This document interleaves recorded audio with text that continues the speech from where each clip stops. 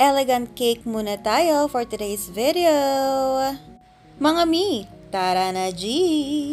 Napakaganda at napaka-elegant ng inspiration ng cake na ito.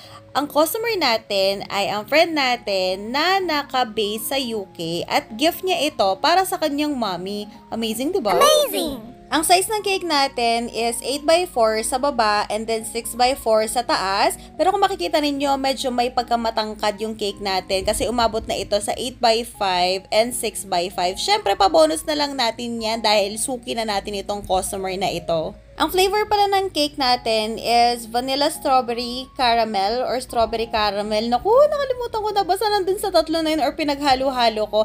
Ayun na nga, kasi sila yung nag-order nung vanilla strawberry natin with caramel filling nung minsan, nung naipost ko, kung naaalala nyo yun. And nagustuhan nila, kaya ayan, ganyan din yung flavor na in-order nila para sa cake na to.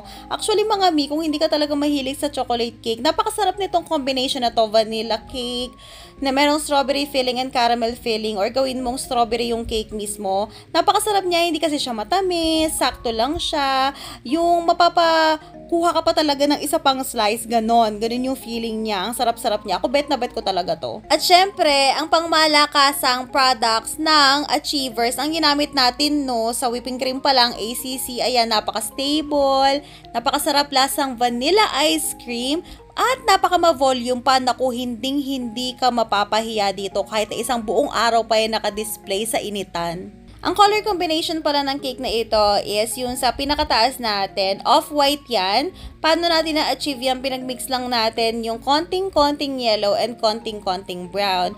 And then yung sa may gitna natin is color pink, parang nudish pink na siya. So color red yan na hinaluan natin ng konting color violet.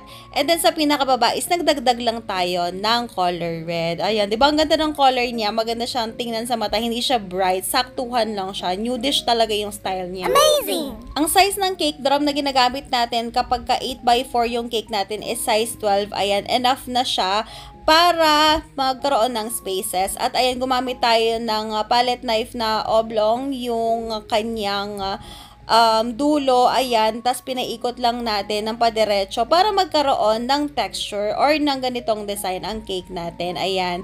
And then, yung mga flowers na nilalagay natin ay artificial flowers na in-order lang natin sa Blue Up. Naku, ang gaganda ng mga flowers na ito. Sa Long River, ako na store, lagi bumibili kasi magaganda yung mga flowers nila. Pero kailangan nyo lang mag-order ng mas maaga kasi medyo malayo sila, kaya medyo matagal yung delivery. At ayan, pati yung cotton balls, sa nila din yan in order. Kung makikita ninyo sa bandang taas yung flower natin, yung rose, color red talaga yan. Tapos pinate lang natin ng purple para magkaroon ng ganong effect, para mag-match siya dito sa cake natin and dun sa ibang flowers na rin. Wala kasi akong makitang ganyang kalaking rose na ombre yung color. Puro plain colors lang sila. Kaya ayan, pinate ko na lang siya ng food color. O diba, bunggahan. Then ayan na nga, naglalagay na tayo ng draggies natin. Syempre, pandagdag syala sa cake natin ng slant, pataas yan, connected dun sa pinakataas para mas maganda siyang tingnan. And yung ating numbers, yung number 68 ay fondant. Meron tayong number molder na ganyang kalaki. Diba ang ganda niyang tingnan? Oh, at ito na ang final result. Wow! O diba, ang syala ng cake natin, napakasarap tingnan sa mga mata. And that's it for today. See you on our next video. Bye!